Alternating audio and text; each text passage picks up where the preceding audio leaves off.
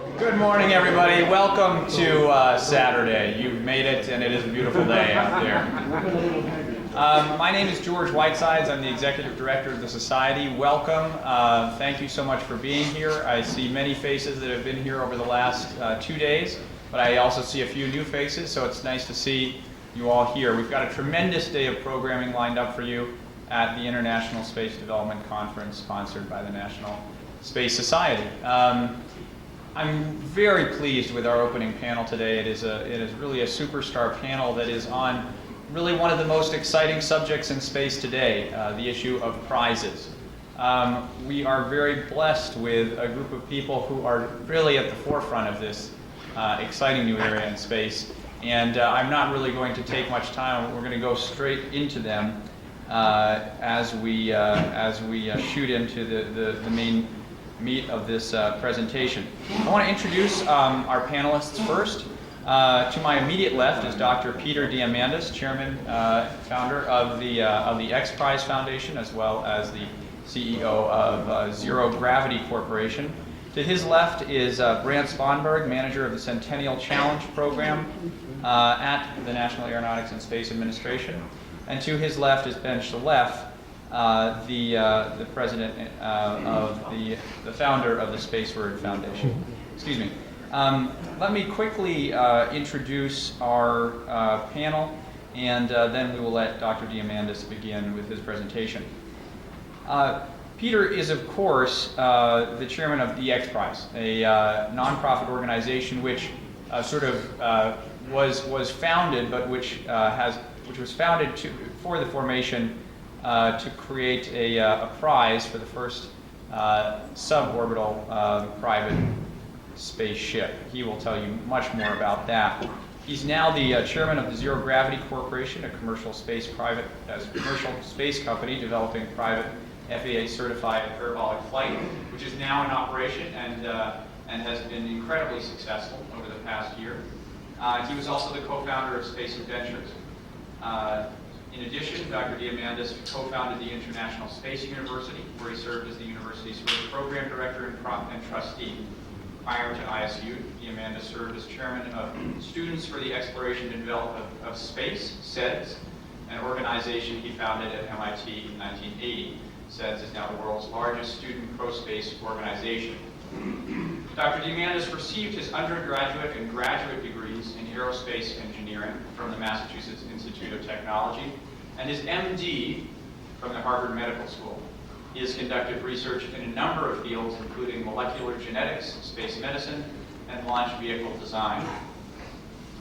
Dr. Diamandis has received a number of awards, including MIT's Kresge Award, the 1986 Space Industrialization Fellowship, the 1988 Aviation Week and Space Technology Laurel, the 1993 Space Frontier Pioneer Award, and the Russian 1995 K.E. Shelef Award.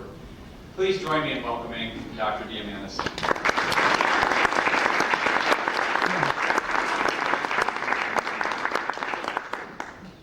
Cut that back to pack my speech away. Good morning, everybody. It is great to see you all wake up this early on a Saturday morning. I wish I could say we had free coffee and donuts for you, but I'm thrilled to be here, and thank you, George, for putting this amazing conference together.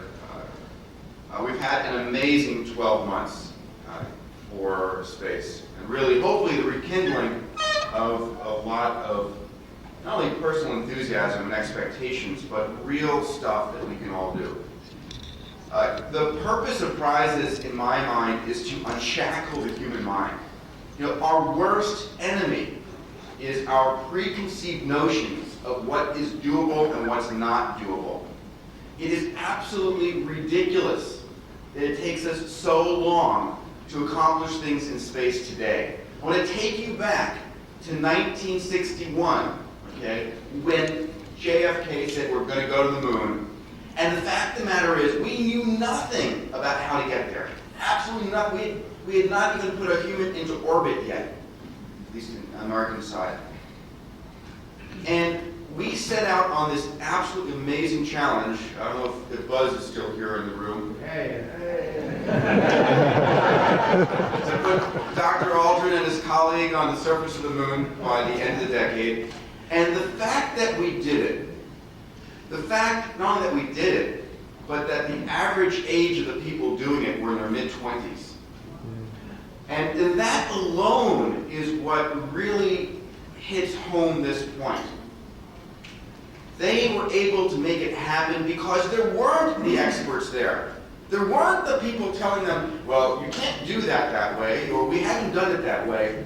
They literally, from a clean sheet, with slide rules for God's sakes, were able to build the navigation, the guidance, the propulsion, all that was necessary to get us on the moon. And in fact, if we had to do that again today, we couldn't do it in 8 years. Why? Not because we don't have a better computing capability, but because we have such an infrastructure of people who say you can't do it that way.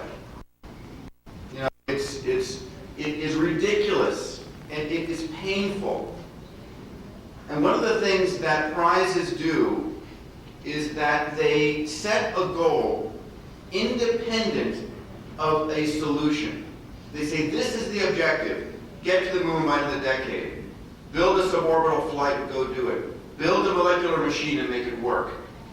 And the most brilliant people on this planet, many of you out here in the audience, hate to work inside a large bureaucracy. You don't like people telling you how to do it. You don't like people telling, watching over your shoulders and saying, well, how are you spending the money? Or what's your, human resources program? Or, what part of the federal government codes are you applying for this grant under? You just want to go do the work. You just want to go solve the problem. And that's why prizes work, because they take the most brilliant people, typically people who can't work within the typical structures, and allow them to show their brilliance. So with that as an opening note, I'd like to show a video that we produced at the X Prize, and we can cue that up, which goes a little bit of an overview of what we did this past year, and then I'll say a few moments about where we're going next.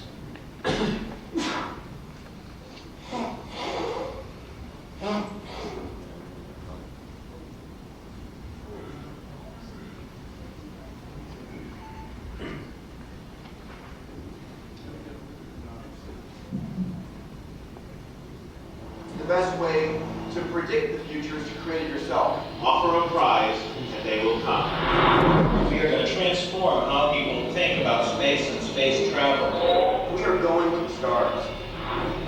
And the X Prize is the next step.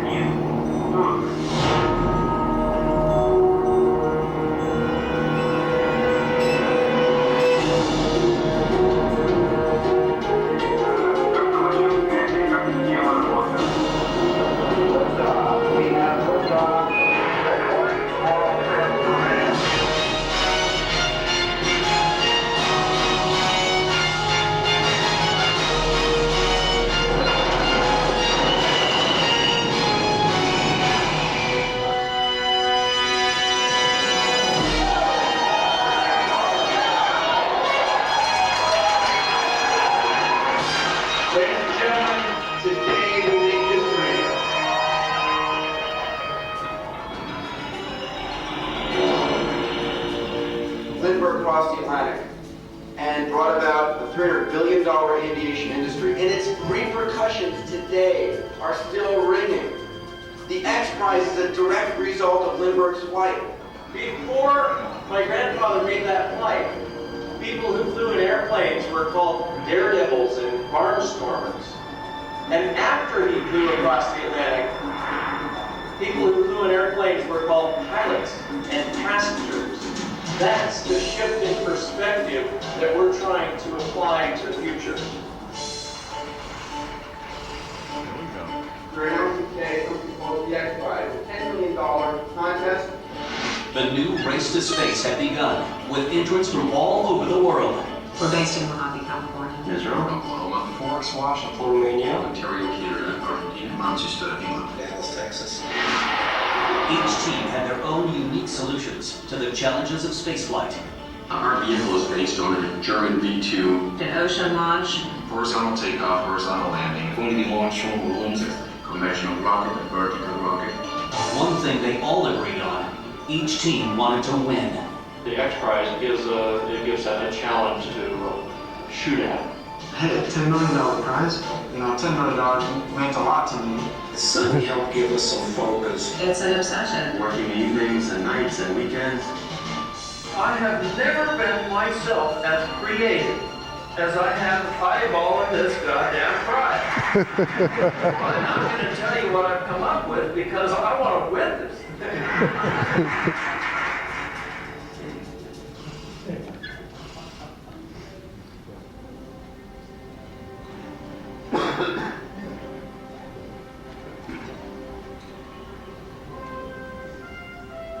That was a fun day.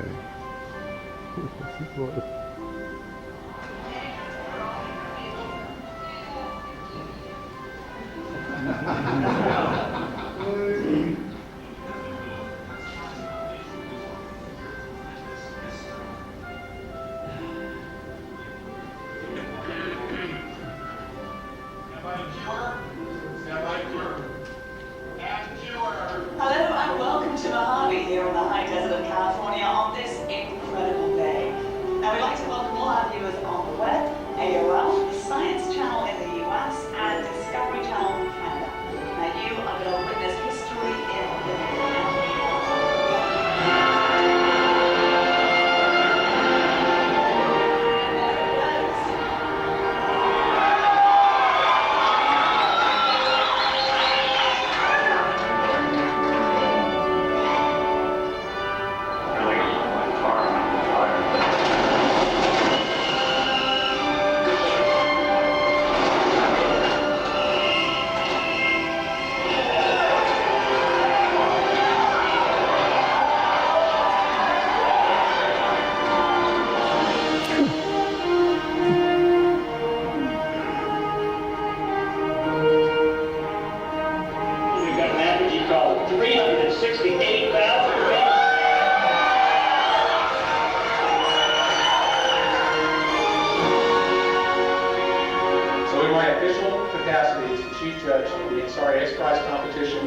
I declare that Mojave Aerospace Ventures has indeed earned the Ansari X Prize.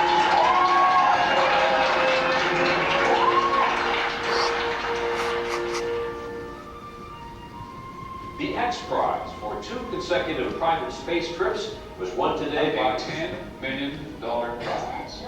We were the #1 story after the capture of Saddam Hussein in 2004. Prise and launching 1,000 dreams. They did find ways to defray some of the costs, mostly through advertising.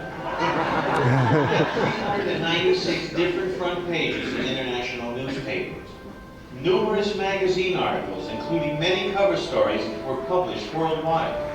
The webcast itself, that page is the most successful feature that AOL has ever had. The payload of the foundation is spreading the word.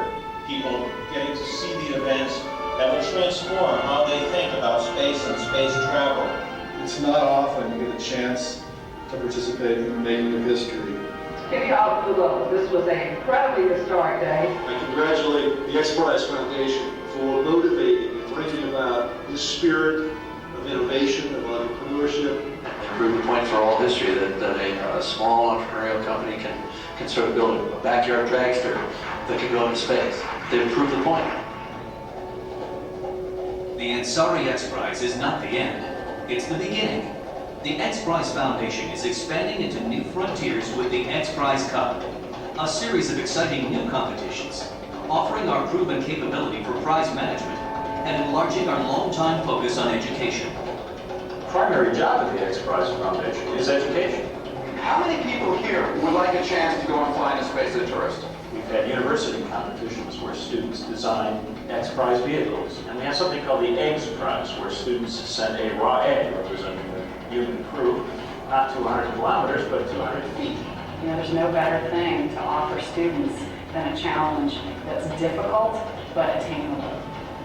The X Prize Foundation is committed to expanding its educational outreach and encouraging people to really learn about space and space flight. We need to keep the teams competing, to push the envelope, to go higher, to go further, to go faster. The annual X Prize Cup is a rocket-powered mix of NASCAR excitement and the thrills of spaceflight. Each year in the scenic landscape of New Mexico, qualified teams from around the world will bring their spaceships to compete, making dozens of flights over the course of a few days. Point-to-point and orbital flight, energy in the environment. New X Prize competitions in spaceflight and technology will help bring about radical breakthroughs that will benefit humanity. Prize marketing is a new concept that works.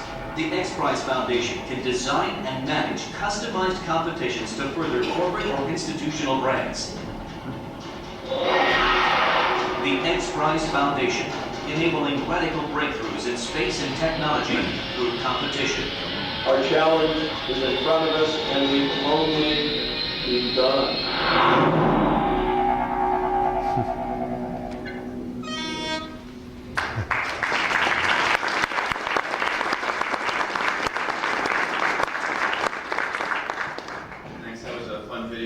My Vice Chairman Bob Weiss, Bob produced 22 films, Blues Brothers, Naked Gun series, and a few TV shows like Sliders, produced this for us.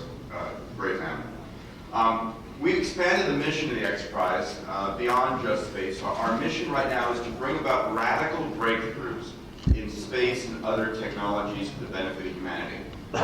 And we're a believer that we can do what we did with Spaceship One, with the Ansari X Prize flights in other space arenas, and we're very proud of what Brant and Ken and their team at NASA are doing, and we hope we'll be in a position to support them.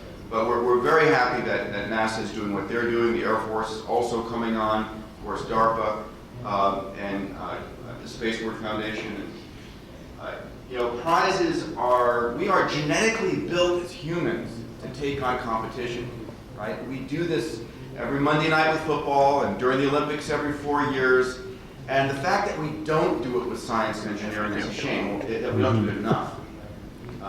Because that's how we compete. What are we doing when we put up a prize? We are saying, this thing is of such great importance, we're weighing it with money.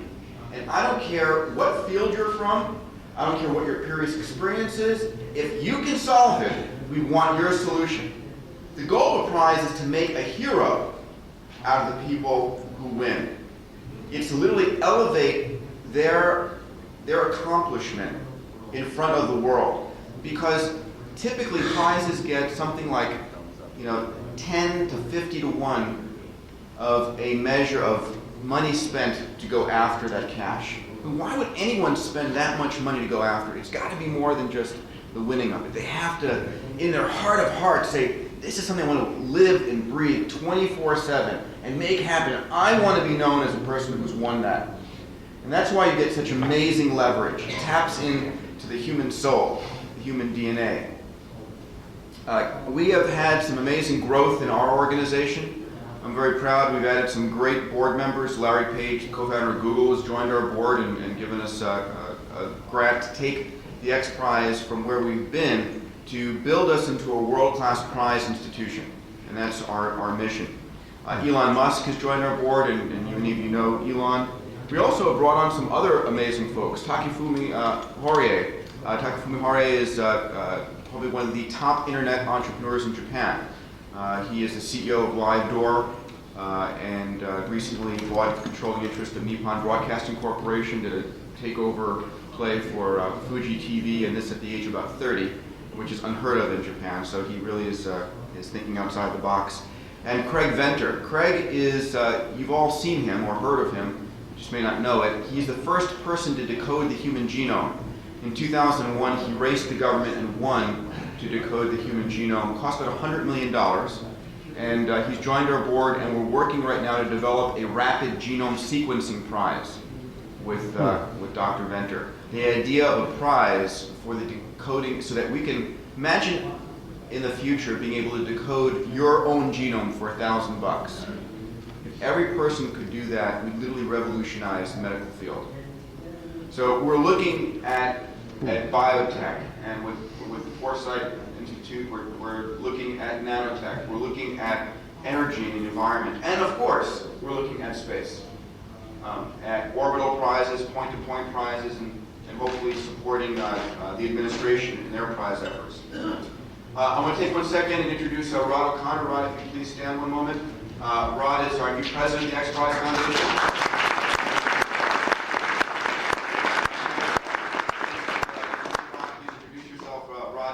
CEO of the 2004 Democratic National Convention and previously the CEO of the 2000 Democratic National Convention, and brings a tremendous number of contacts and experience to our efforts to build into a world-class prize institution. Last thing, I'll also say we're hiring the X Prize. We're looking for very senior, top, self-starting entrepreneurs, people who will help us take this thing to the next mission, the next level. And our very next event, is Diane here? Diane, if you would stand up 1 second. Diane Murphy. Diane is part of the life and blood of the X Prize. She ran all of our global PR, and along with her son Ian Murphy, who's here as well. Ian, thank you for all of your help. Diane is running our X Prize Cup events in New Mexico, October 7th, 8th, and 9th. Put it down on your calendar for Las Cruces, New Mexico. We're going to be having, as you know, an annual event. This coming October is the introduction to the X Prize, the countdown to the X Prize. A number of the top teams will be coming and demonstrating vehicles. Our vision, of course, the X Prize Cup in New Mexico is to keep the competition moving forward. Not 2 flights in 5 days, but maybe 5 flights in 2 days, or 20 flights in the course of a few days, as teams go for altitude records, time to climb, distance records, number of people carried, and really take the competitive industry of Formula One racing, America's Cup and so forth, condense it and offer these teams more cash incentives, keep their vehicles going, help them get TV deals, help them really promote the industry going forward. So we're having fun, which is the name of the game. We're hopefully bringing about continuous breakthroughs and supporting this industry and its growth. Please join us. Thank you for your time and your support over these years. It's been a long road, but we've pulled it off together. And with that, I'd love to invite my... Okay, George is going to do it. Thank you so much, folks.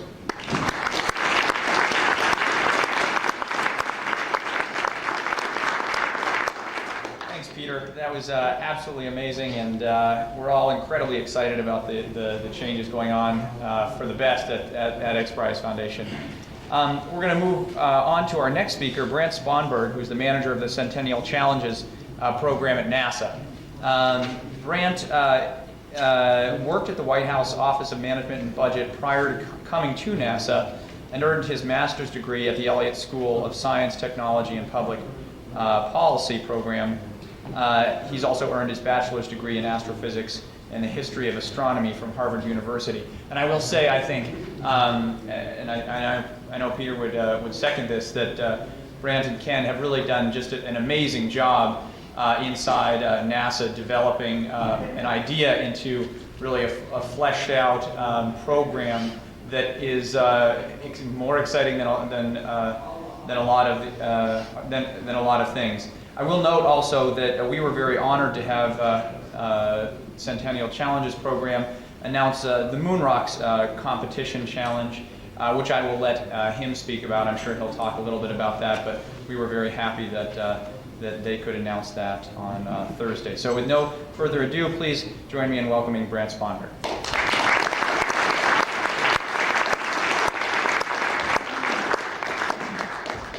Thanks, George.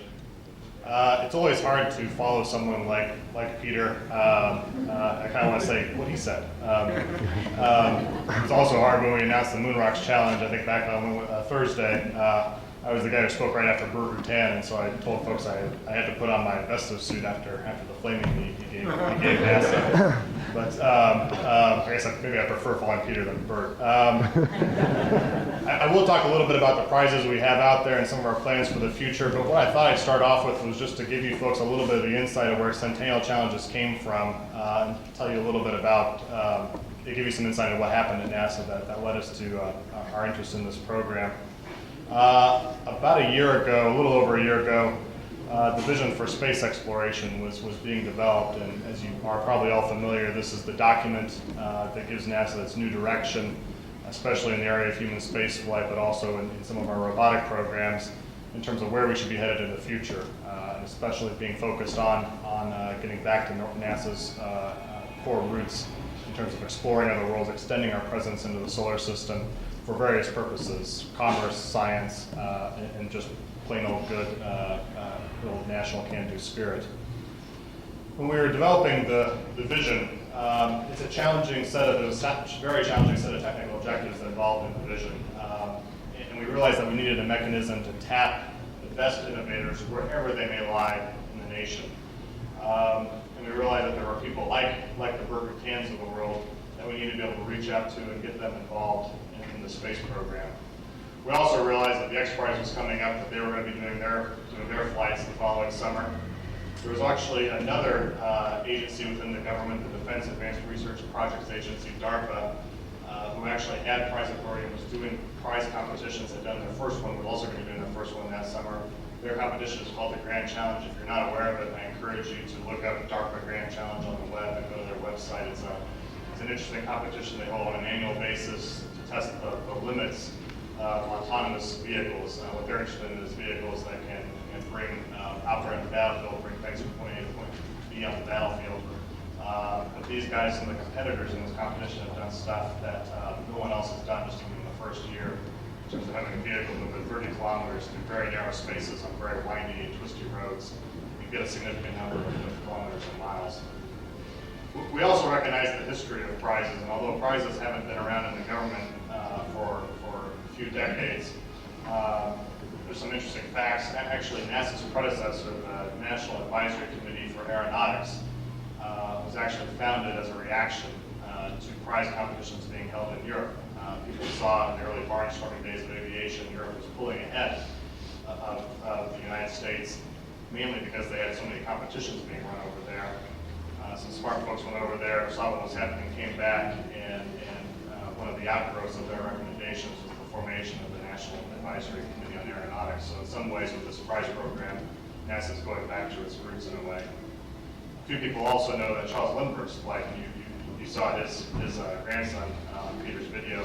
Charles Lindbergh's flight was actually, he was doing it to win a prize, the Take Prize, the first prize for the first transatlantic crossing. There were even more history to prizes that we were looking at. Based on all that, some smart folks, senior management at NASA, decided to hire actually Peter and Greg Mariniak, you also saw in his video, to do a study to see if there was any there for NASA prizes.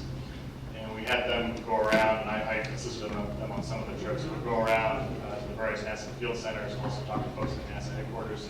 Literally just come up with as long a list of prize ideas as we could. Just talk to different managers of NASA in different technical areas, come up with different prize ideas. They come up with a list of about 129 prize ideas, develop some criteria, cut it down to a small list of about 20 prize ideas.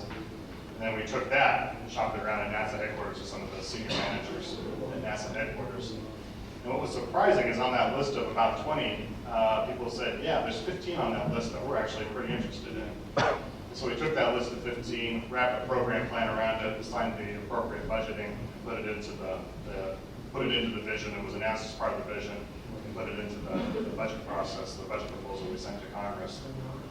We realized that everything we had done up to that point was purely an internal exercise, except for Greg and Peter being involved. It was really just NASA folks talking to NASA folks. And we realized that the whole purpose of a prize program is to get people outside NASA involved in competing for these prizes. So we realized we needed to reach out and get external ideas and get an external take on some of these competitions. So last summer, last June, we held a workshop, our first workshop, here in Washington, D.C. at a different hotel. And the response was actually pretty amazing. We were actually worried about the attendance. Will we get enough people, or people even show up for this? It was actually pretty amazing. We had over 200 people attend the conference, even more than the number.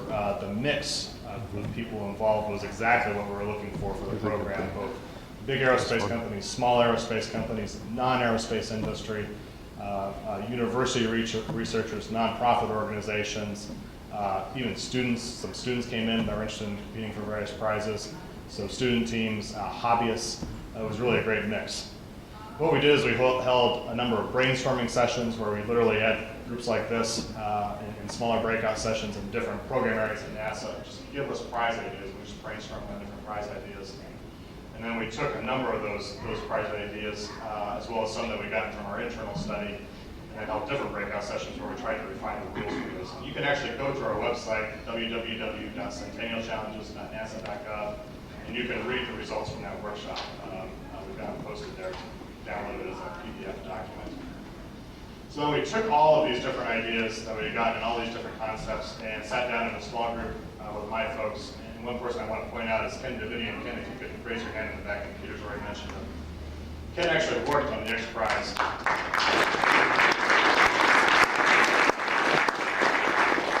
Ken actually worked on the X Prize for Peter for about a year or two. And I was just lucky when I was starting up the program.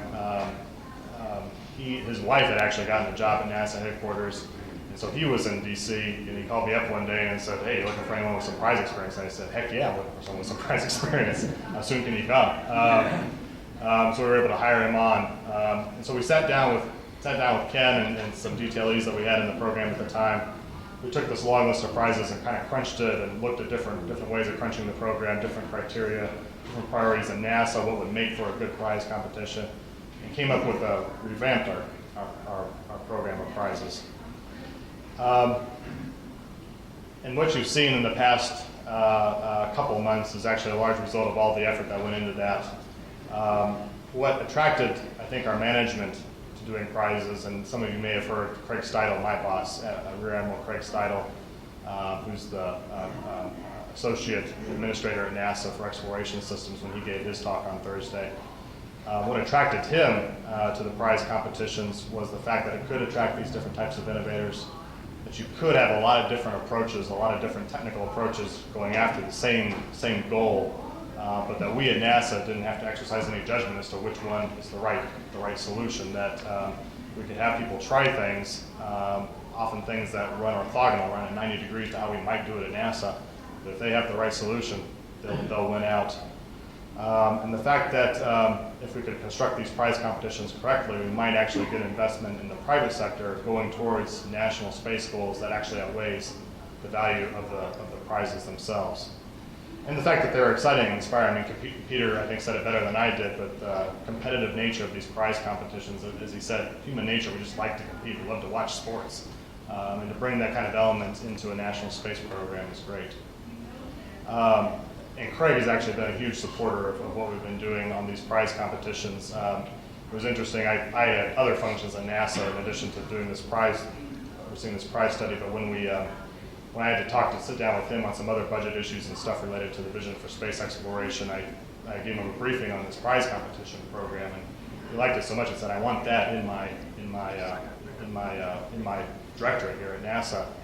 And at that point, I didn't know whether I would want to manage the program. Well, he said that, so I threw my hat in the ring to manage the program, and I guess I caught my bad day because he said yes.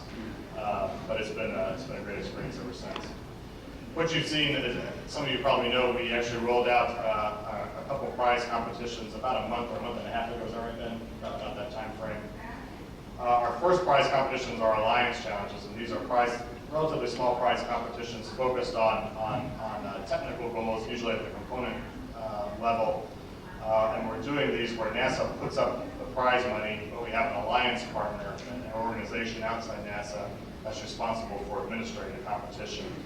And our first alliance partner is the Spaceward Foundation. You're going to hear from Ben Shelef, who is one of the founders of the Spaceward Foundation. They're an organization that's focused on space elevators. If you've been an aficionado of space concepts like I am, this is something that's pretty exciting. NASA currently, we have no plans to build a space elevator, but when we worked with the Spaceward Foundation, we found that there was a lot of technical interest, technical overlap between some of the key technologies you need to build a space elevator and some of the key technologies we need to fulfill the vision for space exploration. One was in beam power, the idea that you could transmit power wirelessly from point to point without actually having to string wires from point to point. We're interested in it at NASA because this is the kind of technology we need. Say if you had a base on the moon, a remote outpost on the moon, and the power source for that outpost was removed from the source itself, whether it was a reactor or a solar collection farm. You need to be able to get power from point A to point B, but you don't want to take a terrestrial power grid. Think of how much it weighs to take even the power grid for this hotel to another planet. You need a way to do that without having to take all that mass with you. Power beaming is one way to do that.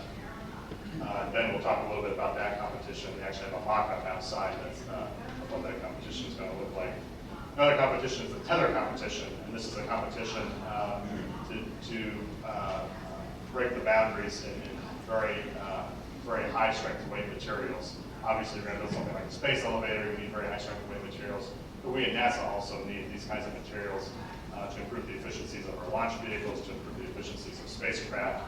So when we send people, when we send robots to other planets, we can focus on the payload and we don't want to focus so much, not so much of the vehicle design has to be focused on the support structure.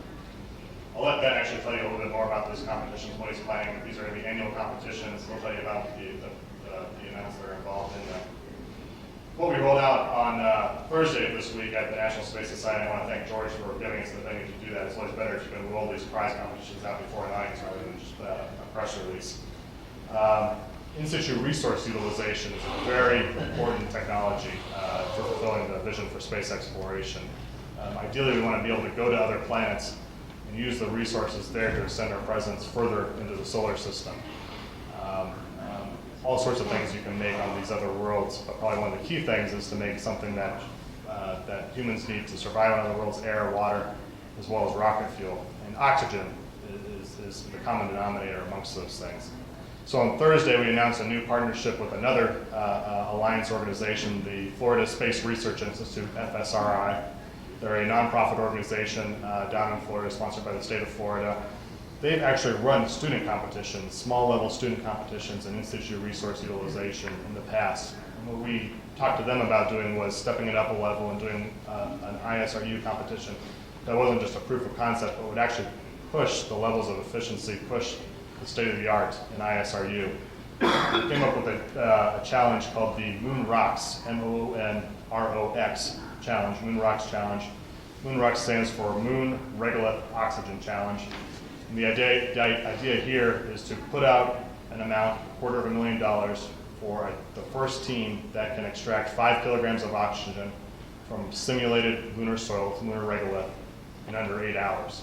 And that level of efficiency, combined with some of the other constraints that we have in the competition in terms of mass and power input, would be a big jump over where we are with current technology. That competition is going to run out through 2008, and the first team, if the team can do that before 2008, they'll win that $250,000 prize.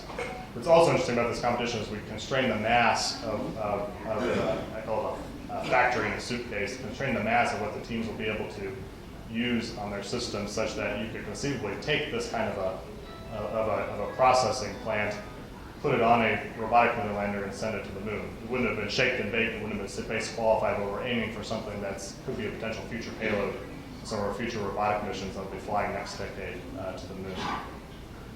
We have a number of future alliance challenges in the works in the areas of astronaut support systems, things like astronaut gloves and other support systems. We're also looking at some flight challenges that we can do at the alliance level. In particular, we're looking at simulated planetary UAV, unmanned aerial vehicle challenges, particularly maybe lighter than air, blimp types of vehicles that you would want to simulate autonomous operations, no joysticking of these vehicles, so it simulates what you might do in the atmosphere of another world like Titan or Venus. Well, we also hope later this year to go out with a contract for a contractor who will run our outreach scale challenges, more student-oriented or other types of challenges, to reach out to non-space professionals.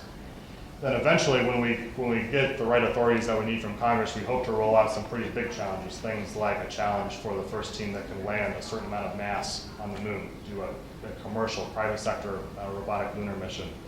Things like drilling. If you're going to look for life on Mars, if you're going to use in-situ resources and be able to get deep underneath the surfaces of some of these planets, but obviously you can't take a oil rig with you to another planet. We're looking at autonomous low-mass drilling demonstrations. Precision landing, as a lot of you know, when we send our robotic spacecraft to Mars or to these other planets, when they land on the surface of those planets, they have huge air ellipses when they land. we might look to a competition for teams to see if we can generate more precise landing simulations. Have teams take their stuff up in a helicopter, randomly disperse them around a bullseye target, and whoever gets the closest that year wins the prize. So we're looking forward to a lot of future stuff and a lot of neat stuff to happen in the future. A lot of this has happened because a lot of you folks have attended our workshops, have sent us ideas to the Centennial Challenges website. We have forums there for folks to send us prize ideas. I encourage you to go to the website, send us ideas, and I hope to see you at our future competition events, and I hope to actually be shaking some of your hands as the awardees in the future for some of our competition events. Thank you for your time this morning.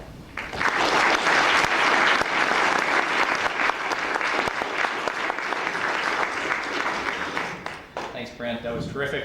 It really is one of the most exciting parts of NASA right now, and embedded within the Exploration Systems Mission Director, which is itself one of the most exciting parts of NASA. So thank you for what you're doing there. We thought it would be interesting and useful. I think in many ways, Peter deserves a lot of the credit for essentially restarting the renaissance of prizes.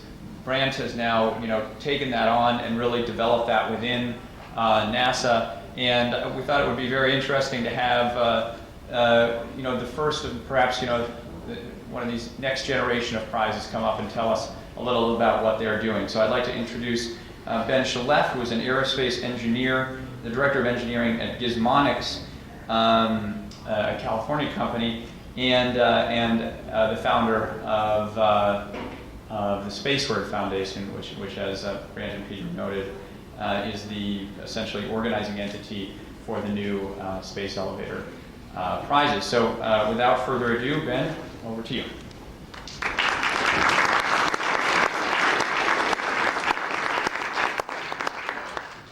Hi there. Yeah, I only have about 10 minutes, and these folks already covered pretty much all I had to say. So I think I want to start about a year ago. What Brant was describing was the first workshop that Centennial Challenges was putting up. We just founded the Spaceward Foundation. We had a goal in mind, and we just read that NASA has this prize workshop happening in Washington. And we just flew over to see what they had in mind, and we landed, and we walked in the lobby and we looked at the schedule, and what it said was, well, the first day, we're going to ask you what you want to have on the schedule. And then the next 3 days, well, we'll tell you tomorrow because we don't even know yet.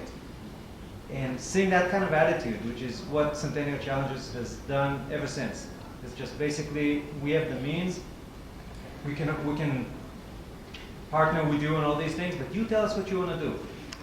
And that was just a great experience. I remember sitting in the room where actually the regolith extraction scheme was devised and discussing how to do it, and that was a very good experience. And obviously, I want to thank Peter.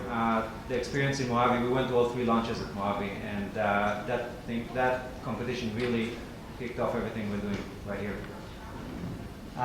We have a very narrow goal at Spaceward.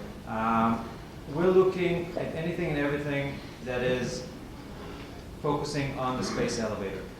For those of you who are not familiar with the space elevator, I don't have the time at all to get into that, but we do have the mock-up outside and a lot of explanations there. We are trying to advocate a new way to go to space, something totally radically different, not rockets at all. And this idea that was proposed back in the 60s and re-engineered in the 90s to become a really feasible way of going to space is a very radical departure from the accepted way of going to space. You go to space in rockets, right? We're talking about space elevators. And in trying to get this started, which is very difficult because you have to interact with a lot of inertia and public opinion, we thought back about 100 years to the very early days of airplanes. And when airplanes started to appear, the common way to go from place to place was airships. And those crazy people with the flying machines that are maybe able to go about 100 feet in one leap, the precursors to Charles Lindbergh's flight, they're considered the kooks. Come on, you fly by airship. And in order to bring about this change in paradigm, this paradigm shift, what they did is they came up with a concept called an air show, which was new. They went to the airstrips where actually the airships used to land, with their contraptions, which could barely fly. And they did two things. First of all, they demonstrated to the people what an airplane is, because you can explain an airplane all you want, just like you can explain a space elevator, but until you see an airplane fly, even 100 feet, you don't understand what it's all about. And that was one aspect of the air show, and the other aspect was competitiveness. They understood that those pioneers that were playing with airplanes, they could make much better progress if they were pitted against each other. If they were trying to do it against, I guess, kind of a strong word, but if they were competing and trying to outdo each other. And bringing these two concepts together, the fact that we need to demonstrate to the public what a space elevator is, and the fact that we want to just tap the huge pool of talent in universities and private industry out there, we came up with with Elevator 2010, the space elevator competition. And the first two components of those, which are core technology components, happen to coincide with NASA's roadmap. These are the power beaming and tether challenges. And just a month and a half ago, we signed this agreement with NASA, under which we have $400,000 to distribute over 2 years, 2005 and 2006, for these two competitions. And the first competition is due September 30th of this year. And it's going to be a week before the X-Prize, which is a coincidence, really. And it's going to be held in Mountain View in California. And what you will see there are live versions of what we have set up out there. And this is pretty much it. And we're out of time. Thanks.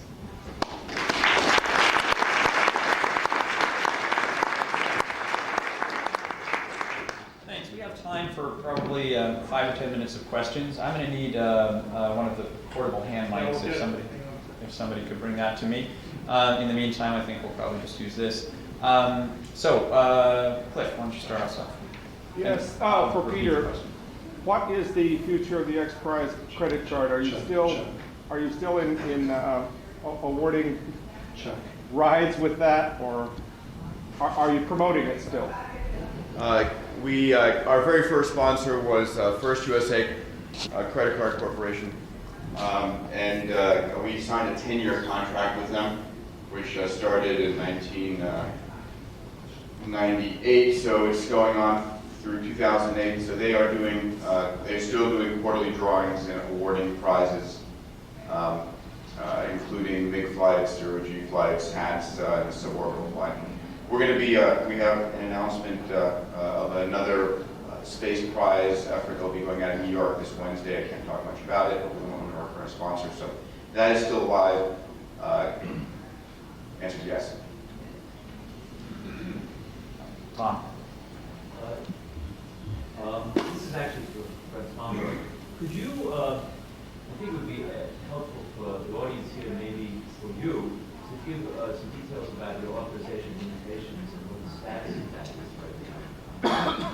It is frustrating that the prize is so far you give only a quarter of a million, and why that is. Sure. Future. Sure. Just repeat the question. Rephrase the question. The question was, where does NASA stand with regards to authorization to do bigger prize competitions? The first ones we've been able to go out with right now are limited to $250K or less for the individual prize competitions.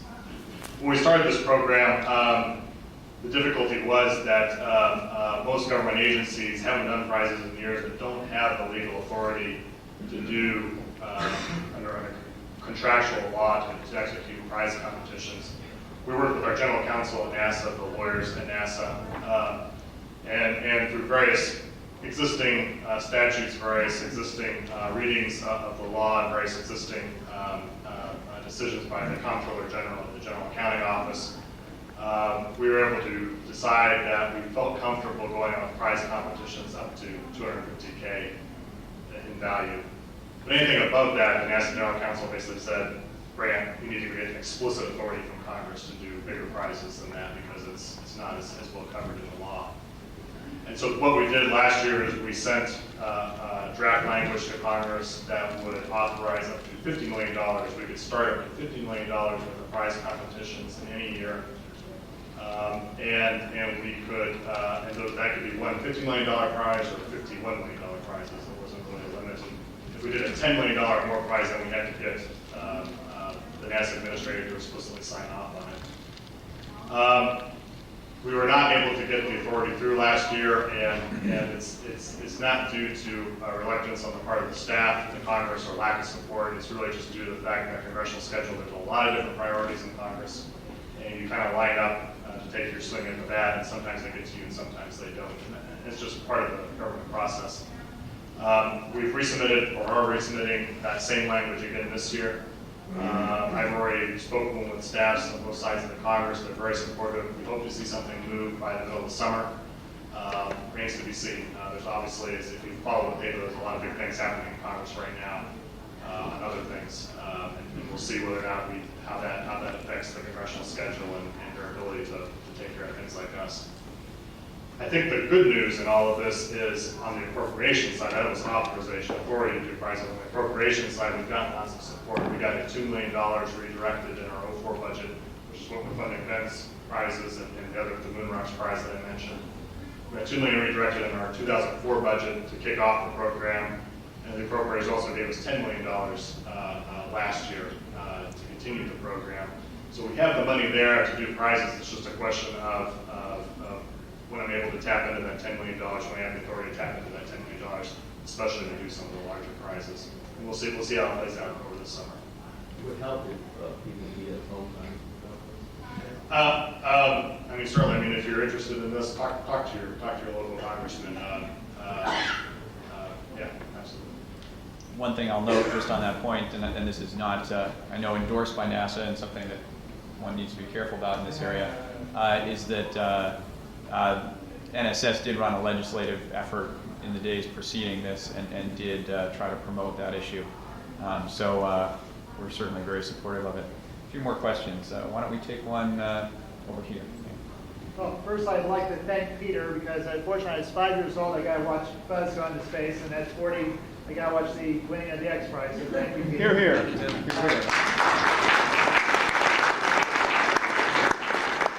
You just leapfrogged over the infrastructure of no. A lot of people in this room work every day with the infrastructure of no. So how do you advise those who work in and with the industry how we combat the infrastructure of no? And that's the phrase I'm stealing from you today. Oh, God. You know, the realization is that that almost anything is possible. It's just a matter of figuring out how. And we're locked into a mindset. You know, when you're a rocket scientist, you're typically locked into these sorts of ISDs and these sorts of structures. One of my favorite science fiction movies was just after World War II. A group of scientists were locked into a room, and they were shown a old German black and white film of a hovercraft floating with anti-gravity. And they were told the Germans had designed anti-gravity, and they were said, you've got to figure out how to do it. And they locked themselves in a room in a Manhattan-style project, and these scientists figured out how to shield gravity. Later to be told the film they were shown was a fictitious film, and of course, so it's believing that you can make it happen. It's the human mind belief that you can do it. You know, and the other thing is just getting up. You know, the person who wins the fight is the person who gets up at the end of each round. I can't tell you the number of times my team at the X Prize were told no, no, no. We visited, you know, over 100 CEOs and chief marketing officers to raise the capital, and we were always, you know, a day away from running out of money to make this thing happen. And it was just a belief, because, you know, we're in an industry that's amazingly hard. It is not an easy thing to get the human race into space. It is something that, you know, is our blessing and our curse at the same time. We so passionately believe to make this thing happen. And you just have to believe in yourself. And just, you know, when everything is against you, get up again and push further because you believe in it. And just stick with your passion. Don't do it for someone else. Don't do it for the money. Do it because you want to do it. That's the most critical thing you can possibly do.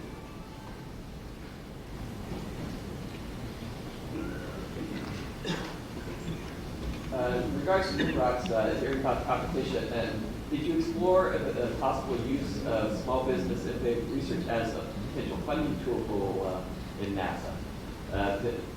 You were saying there was a limitation of $250,000. I would think that if you used SBIRs, you might actually be able to exceed that. Yeah, SBIRs is run under a... Can you just paraphrase the question? Oh, no, sorry. The question was, NASA has something called SBIR, Small Business Innovation Research Grants, that NASA and other federal agencies use to stimulate small businesses. And the question was, are you doing anything with regards to ISRU or your Moon Rocks Challenge in concert with the SBIR folks at NASA who run that program? The short answer is SBIR is a separate program from my program.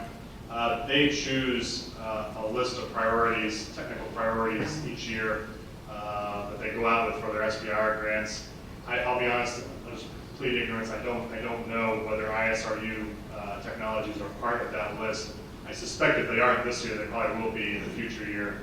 SBIR has become more closely aligned with some of the technology priorities that we have in the Exploration Systems Mission Director. Obviously, ISRU is an important one. So I would suspect if you haven't seen it yet, you will see it in the future. But that's independent of the limit of that's all independent of the limit on authority that we have to do prizes right now, 250K amount. So. Well, I was getting at, it's a way of getting around the issue of legislation. That is already in place, and essentially you can utilize it effectively as a contest because you're putting out an RFP saying, okay, we want this, and the first person who delivers it to us gets the money. Yeah, actually, SBIR doesn't work exactly that way. I mean, you pre-fund an SBIR grant, whereas a prize competition, you promise to pay if someone delivers something. And so it's a different kind of contracting mechanism. So it's not exactly the same. So although we can certainly do grants and ISRU for SBIR, they would not probably be prize competitions that would work the same way as a prize competition. It's a different kind of incentive mechanism. Okay, thank you, Brant. I think that's all the time for questions. I'm sure the panelists will be available. If you join me in recognizing Peter Diamandis, Brant Sponberg, eventually.